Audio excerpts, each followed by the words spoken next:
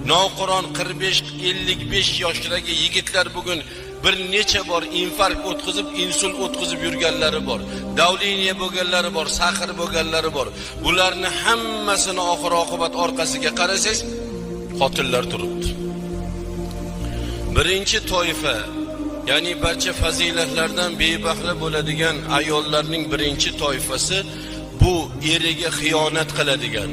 Nikohda bo'la turib, eri bo'la turib, eriga qanoat hosil qilmasdan boshqa bir erkaklar bilan shariati islomiyada harom qilingan zinolarni qiladigan ayollardir deydi.